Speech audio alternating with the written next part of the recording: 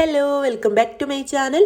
അപ്പോൾ ഇന്നത്തെ നമ്മുടെ ഇഫ്താർ സ്നാക്ക് കട്ട്ലേറ്റ് ആണ്. നല്ല അടിപൊളി ചിക്കൻ കട്ട്ലേറ്റ് ആണ്. എല്ലാവർക്കും അറിയുന്ന റെസിപ്പി തന്നെയായിരിക്കും കട്ട്ലേറ്റിൻ്റെ. എന്നാലും ചിലരെങ്കിലും പറഞ്ഞു കേട്ടിട്ടുണ്ട് ആ ഒരു ഫില്ലിങ് ഷേപ്പ് ചെയ്തെടുക്കുന്ന സമയത്ത് കുഴഞ്ഞു പോകുന്നതായിട്ടും അതുപോലെ തന്നെ എണ്ണയിലേക്ക് ഇട്ട് ഫ്രൈ ചെയ്തെടുക്കുന്ന സമയത്ത് പൊട്ടിപ്പോകുന്നതായിട്ടൊക്കെ. അപ്പോൾ അങ്ങനെയൊന്നും ഇല്ലാതിരിക്കാൻ ശ്രദ്ധിക്കേണ്ട കുറച്ച് കാര്യങ്ങൾ കൂടെ ഞാൻ ഇതിൽ പറയുന്നുണ്ട്. അപ്പോൾ നിങ്ങൾക്ക് കട്ട്ലേറ്റ് ഉണ്ടാക്കാൻ അറിയുന്നവരാണെങ്കിൽ കൂടി ഈ ഒരു വീഡിയോ കാണുകയാണെങ്കിൽ നിങ്ങൾക്ക് നല്ല യൂസ്ഫുൾ ആവും. കുറച്ച് കാര്യങ്ങൾ ശ്രദ്ധിച്ചാൽ നല്ല പെർഫെക്റ്റ് ആയിട്ട് നല്ല പുറംഭാഗം നല്ല മുരിഞ്ഞ നല്ല അടിപൊളി കട്ട്ലേറ്റ് നിങ്ങൾക്ക് തയ്യാറാക്കി എടുക്കാൻ പറ്റും. അപ്പോൾ നമുക്ക് വീഡിയോ കണ്ടു നോക്കാം. അതിനു മുമ്പായിട്ട് എൻ്റെ ഈ ഒരു ചാനൽ ആദ്യമായിട്ട് കാണുന്ന കൂട്ടുകാരുണ്ടെങ്കിൽ ഒന്ന് സബ്സ്ക്രൈബ് ചെയ്തിട്ട് സപ്പോർട്ട് ചെയ്യണം കേട്ടോ. വീഡിയോ കണ്ടുകൊണ്ടിരിക്കുമ്പോൾ ഇഷ്ടമാവുകയാണെങ്കിൽ ലൈക്കും കൂടെ ചെയ്യണേ.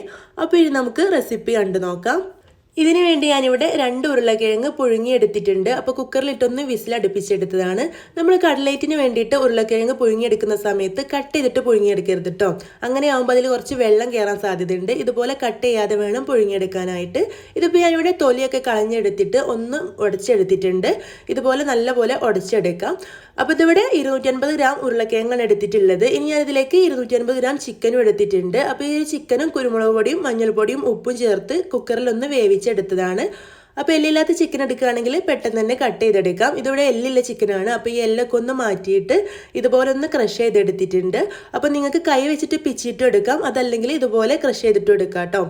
ഇനി നമുക്ക് ഫില്ലിങ് തയ്യാറാക്കിയെടുക്കാം. അപ്പോൾ അതിന് വേണ്ടിയിട്ടൊരു 1/2 ടേബിൾ സ്പൂൺ വെളിച്ചെണ്ണ ചേർത്ത് കൊടുത്തിട്ടുണ്ട്. വെളിച്ചെണ്ണ ചൂടായി കഴിയുമ്പോൾ ഇതിലേക്ക് 2 സവോള ഇതുപോലെ കൊത്തി അരിഞ്ഞതാണ് ചേർത്ത് കൊടുത്തിട്ടുള്ളത്. കട്ട്ലേറ്റിന് വേണ്ടിയിട്ട് തയ്യാറാക്കിയെടുക്കുമ്പോൾ എപ്പോഴും സവോള ഇതുപോലെ കൊത്തി അരിഞ്ഞിട്ട് ചേർത്ത് കൊടുക്കണം. വലുതായിട്ട് ഇങ്ങനെ നീളത്തിൽ കട്ട് ചെയ്തിട്ടുണ്ടെങ്കിൽ അത് ഷേപ്പ് ചെയ്തെടുക്കാൻ കഴിയൂല കേട്ടോ. ഇതിലേക്ക് ഒരു പച്ചമുളക് ചെറുതായിട്ട് കട്ട് ചെയ്തതും കുറച്ച് കറിവേപ്പില കട്ട് ചെയ്തതും കൂടെ ചേർത്ത് കൊടുത്തിട്ടുണ്ട്. അപ്പോൾ നമ്മൾ കട്ട്ലേറ്റിലേക്ക് വേണ്ടിയാവുമ്പോൾ ഈ ഒരു കറിവേപ്പിലൊക്കെ ചെറുതായിട്ട് കട്ട് ചെയ്തിട്ട് തന്നെ ചേർത്ത് കൊടുക്കണം കേട്ടോ. അങ്ങനെ നമുക്ക് നല്ല വൃത്തിയിൽ ഷേപ്പ് ചെയ്തെടുക്കാൻ കഴിയുന്നത്. ഇതിലേക്ക് പെട്ടെന്നൊന്ന് വയന്ന് കിട്ടാൻ വേണ്ടിയിട്ട് ഒരല്പം ഉപ്പും കൂടെ ചേർത്ത് കൊടുത്തിട്ടുണ്ട്. എന്നിട്ട് നല്ലപോലെ ഇളക്കി കൊടുക്കുക. അപ്പോൾ നമ്മുടെ സവോള ഇവിടെ വഴറ്റി എടുത്തിട്ടുണ്ട്. അപ്പോൾ ഒരുപാട് ബ്രൗൺ നിറം ആവുന്നതിനൊന്നും വഴറ്റി എടുക്കണ്ട, ഇതുപോലെ ചെയ്താൽ മതി. ഇതിലേക്കൊരു 1/4 ടീസ്പൂൺ ഇഞ്ചി വെളുത്തുള്ളി പേസ്റ്റും 1/2 ടീസ്പൂൺ ഗരം മസാലയും 1/2 ടീസ്പൂൺ കുരുമുളക് പൊടിയും കൂടെ ചേർത്ത് കൊടുത്തിട്ടുണ്ട്.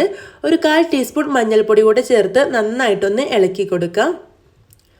അപ്പോൾ ഇതിൻ്റെ എല്ലാം പച്ചമണം മാറുന്ന വരെ നല്ലപോലെ ഒന്ന് ഇളക്കി മിക്സാക്കി എടുത്തിട്ടുണ്ട്.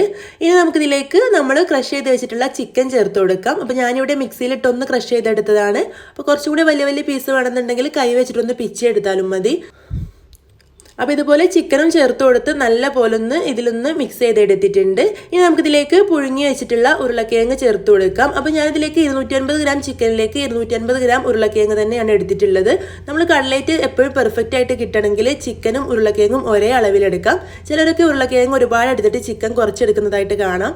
അപ്പോൾ അങ്ങനെയും ചെയ്യാൻ കുഴപ്പമൊന്നുമില്ല. പക്ഷേ ഇങ്ങനെ ചെയ്യുമ്പോഴാണ് ഒറിജിനൽ കട്ട്ലേറ്റ് ആയിട്ട് കിട്ടുന്നത്. അപ്പോൾ ഈ ഒരു കിഴങ്ങും നല്ലപോലെ മിക്സ് ചെയ്ത് ഇവിടെ മാറ്റി വെച്ചിട്ടുണ്ട്. ചൂടൊന്നും മാറിയ ശേഷം നമുക്കിത് കൈ വെച്ചിട്ട് തന്നെ നല്ലപോലെ ഒന്ന് കുഴച്ചെടുക്കണം. അപ്പോഴാണ് ആ ഉരുളക്കിഴങ്ങൊക്കെ എല്ലാ ഭാഗത്തേക്കും എത്തുകയുള്ളൂ. അപ്പോൾ ഞാനിവിടെ നല്ലപോലെ കുഴച്ചെടുത്തിട്ടുണ്ട്. ഇതിലേക്ക് വേണ്ടിയിട്ട് 2 മുട്ട ഒരു ബൗളിലേക്ക് പൊട്ടിച്ച് ഒഴിച്ചു കൊടുത്തിട്ട് ഒരല്പം ഉപ്പ് ചേർത്ത് കൊടുത്തിട്ട് നന്നായിട്ടൊന്ന് മിക്സ് ചെയ്തെടുക്കാം. ഇനി നമുക്കിതിലേക്ക് കുറച്ച് ബ്രെഡ് ക്രംസും കൂടെ വേണം. അതും കൂടെ ഞാനിവിടെ റെഡിയാക്കി വെച്ചിട്ടുണ്ട്. ഇനി നമുക്കിത് ഷേപ്പ് ചെയ്തെടുക്കാം. ഞാൻ ഇതുപോലെ ഒരു ബോട്ടിലിൻ്റെ അടപ്പ് വെച്ചിട്ടാണ് ഷേപ്പ് ചെയ്തെടുക്കുന്നത്. കയ്യിൽ വെച്ചിട്ട് ചെയ്തെടുത്താലും മതി. ഇതുപോലെ ചെയ്യുമ്പോൾ എല്ലാം ഒരേപോലെ തന്നെ കിട്ടും. എന്നിട്ട് അതിലൽപ്പം എണ്ണ പുരട്ടി കൊടുത്തിട്ട് അതിലേക്ക് ഈ ഒരു മാവിൽ നിന്ന് കുറച്ചെടുത്തിട്ട് ഒന്ന് ഫില്ല് ചെയ്ത് കൊടുക്കാം. അപ്പോൾ ഇത് കണ്ടോ, ഇതുപോലെ ഒന്ന് കയ്യിലേക്ക് കൊട്ടി കൊടുത്തിട്ടുണ്ടെങ്കിൽ നല്ല അടിപൊളി ഷേപ്പ് തന്നെ നമുക്ക് കട്ട്ലേറ്റ് കിട്ടും. അപ്പോൾ ഒന്നിവിടെ റെഡിയാക്കി എടുത്തിട്ടുണ്ട്. ഇതുപോലെ നമുക്ക് ബാക്കിയുള്ളതെല്ലാം തയ്യാറാക്കിയെടുക്കാം. ഇനി നമുക്കിത് ഓരോന്നായിട്ട് ആദ്യം ഈ ഒരു മുട്ട മിക്സിലൊന്ന് ഡിപ്പ് ചെയ്തെടുത്തിട്ട് ബ്രെഡ് ക്രംസ് കൊണ്ട് കോട്ട് ചെയ്തെടുക്കാം.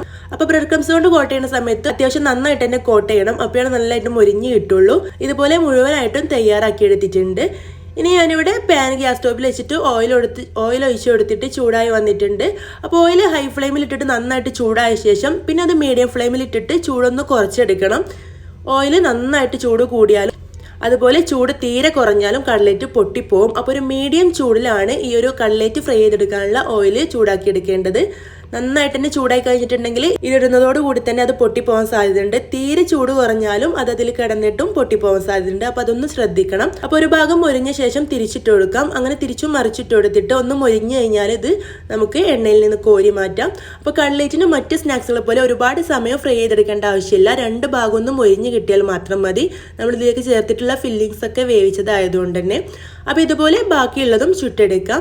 അപ്പോൾ നല്ല അടിപൊളി പെർഫെക്റ്റ് ആയിട്ടുള്ള ഒറിജിനൽ കട്ട്ലേറ്റ് ഇവിടെ റെഡി ആയിട്ടുണ്ട്. ഇതുപോലെ നിങ്ങൾ ഒരു തവണയെങ്കിലും തയ്യാറാക്കി നോക്കിയിട്ടുണ്ടെങ്കിൽ നിങ്ങൾക്ക് എന്തായാലും ഇഷ്ടമാവും. വീഡിയോ ഇഷ്ടമായിട്ടുണ്ടെങ്കിൽ ലൈക്ക് ചെയ്യാനും ഷെയർ ചെയ്യാനും സബ്സ്ക്രൈബ് ചെയ്യാനും നിങ്ങളുടെ അഭിപ്രായം കമൻ്റ് ആയിട്ട് അറിയിക്കാനും മറക്കരുത്. ഇതുപോലുള്ള നല്ല നല്ല വീഡിയോസുമായിട്ട് വീണ്ടും കാണാം. താങ്ക്